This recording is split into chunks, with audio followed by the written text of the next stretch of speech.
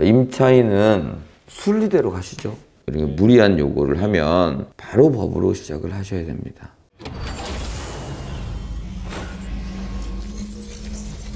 양주에 첨단 산업단지 안에 있는 공장인데 이번에 제가 잘 받았어요. 앞으로 좀 대응을 어떻게 해야 될까에 대한 걸 좀 우선 선순 임차인이 1억 보증금이 있는 상태이고요. 소유자가 현재 지금 1조를 쓰고 있고 그 외에는 옛날에 뭐 환매특약 이런 게 있어서 좀 많이 들어오진 않는 것 같은데요. 둘 다 내보냈으면 좋겠다는 생각이 좀 드는데 잔금까지 치르고 나면 임차인들이 어떻게 만나서 양도를 어떻게 해야 되나 하는 부분하고 네, 계속 말씀해 보세요. 그리고 대출 부분은 저는 신규로 사업자 대출을 하려고 하는데 일반 개인 대출이 잘 어렵다라는 걸로 알고 있어서 그게 대출이 어떻게 좀 계속 고민만 하고 있다가 그래서 좀 상담을 좀 드리고 싶은 겁니다.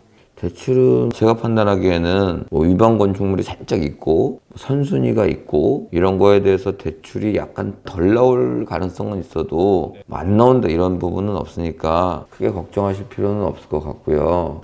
일단 소유자 아닙니까? 소유자예요. 먼저 공장 임차인으로 있다가 13년 정도 보증금이나 이런 거 치고받고 해서 샀다고 하고요.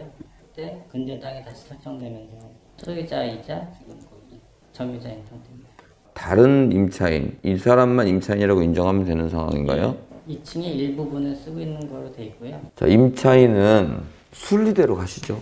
우리는 목적하는 바가 내보내는 겁니다. 근데 뭐 제가 느끼기에는 본인이 쓰실 것 같지는 않고 새로운 임대를 세팅하려고 그러시는 모양이신가요? 저는 그게 제일 좋지 네, 좋아요. 그러면 이제 내보내는 게 가장 바람직한 거고, 그럼 순리대로 가자는 이야기는 저 같으면 이럴 것 같습니다. 우리가 들어가서 쓸 거니까 나가달라. 그러면 상대가 난 죽었다 깨어나도 못 나갑니다. 이런 분위기의 현재 시점은 아니에요. 옛날에는 그런 사람들이 있었지만 그냥 나가겠습니다는 잘 안 할 거고 이런 조건 저런 조건을 이제 들어달라고 하지 않을까 라는 생각이 듭니다. 단 우리가 인수해야 될 사람 아니겠습니까? 인수해야 될 사람이다 보니까 계속 임대를 얻겠다라고 한다면 현순위 임차인은 그 공간만은 우리가 계약 기간 동안은 인정을 해줘야 되는 부분이 있습니다. 굳이 법으로 얘기하자면. 그래서 우리 권리가 훨씬 크지만 상대도 권리가 좀 있다. 이런 정도로 생각을 하셔야 되는 건데 아마도 협상을 한다면 계속 있겠다고 하지는 않을 것 같아요. 느낌상. 혹시 난 그래도 여기 계속 있어야 돼 라고 한다면 뭐 법으로는 인정해줘야 된다? 당연하죠. 인정해줘야죠.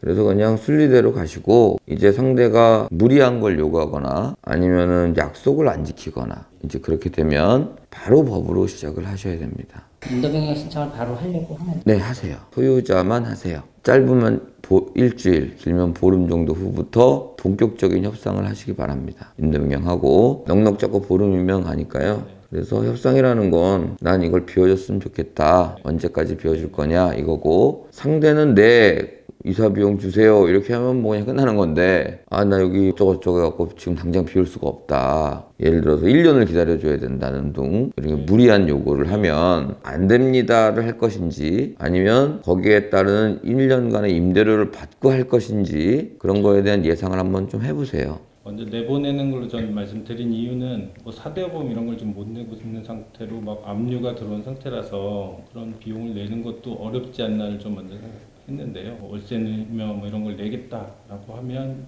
상황을 잘 보고서 판단을 해야 되는 게 좋겠네요. 그걸 왜 제가 굳이 말씀을 드리냐면요. 충분한 월세. 그러니까 이거는 임대차 계약이 아니라 좀 디테일하게 말씀드리면 임시로 계약을 하는 겁니다. 네가 당장 나갈 데가 없으니까 내가 6개월 정도는 현시세 정도 받고 해줄게. 이제 그런 특약을 가지고 이제 계약을 하고요. 근데 상대가 한 달, 두 달 밀리기 시작해요. 그러면 이제 인도명령 해놓은 게 있지 않습니까? 인도명령은 잔금 내고 6개월 이내에 하셔야 되지만 인도명령을 해놓으면 그 기간은 특별히 없습니다. 그렇기 때문에 인도명령 해놓은 걸 가지고 바로 집행을 하시면 돼요. 냉정하게 당장 할 수도 있고 그리고 만약에 상대가 그런 거를 요구한다면 들어주고 할 수도 있어요. 후자는 제가 그렇게 하지 마십시오라고 안 하는 게 두 가지 이유가 있는데요. 첫째는 그래도 첫 달은 돈이 나온다. 아무리 돈을 안 내려 그래도 그리고 집행이 걸려있는 상태니까 이미 할 수 있는 상태니까 두 번째는 집행이든 뭐 하는 과정에서 상대가 그냥 집행하는 거랑 내가 사정을 봐주고 안 했는데 집행하는 거는 저희가 노력하는 그렇죠.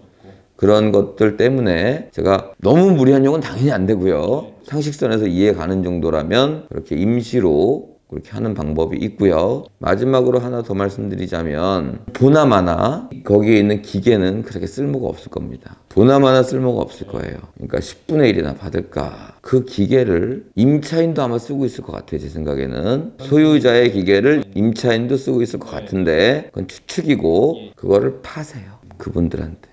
우리가 제시할 금액은 감정가고요. 그쪽에서 요구하는 금액은 감정가보다 훨씬 쌀 겁니다. 망했으니까 끝낼래? 그러면 기계도 소용이 없죠. 경험상 그러진 않을 겁니다. 중고로 구해도요. 엄청나게 비싸게 살 수 있습니다. 우리는 팔 때는 고철인데요. 필요한 사람한테는 그렇지 않습니다. 그래서 판다는 의미는 사실 최악은 고철 아니겠습니까? 그거를 가지고 우리가 갑의 위치에 서서 명도를 하시기 바랍니다.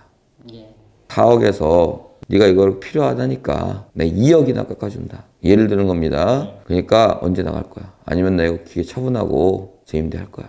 쉽게 이런 얘기입니다. 근데 지금 얘기하는 모든 거는 제 경험에 의해서 그냥 협상에 대해서 이렇게 예상이 되는 거지 실제로 가보면은 뭐 어떤 상황이 벌어질지 몰라요. 그래서 다시 한번 정리하자면 법으로 갈 생각을 딱 하고 해라. 일단 첫째는. 두 번째는 상대가 상식선에서 요구를 하면 어느 정도는 들어줄 필요가 있다. 하지만 좀 전에 우리 회원님이 상상한 대로 그게 지켜지지 않을 가능성이 높아요. 지금 이 사람 빚독촉 같은 거 많이 받아본 사람입니다. 거짓말도 본의 아니게 많이 했을 거예요.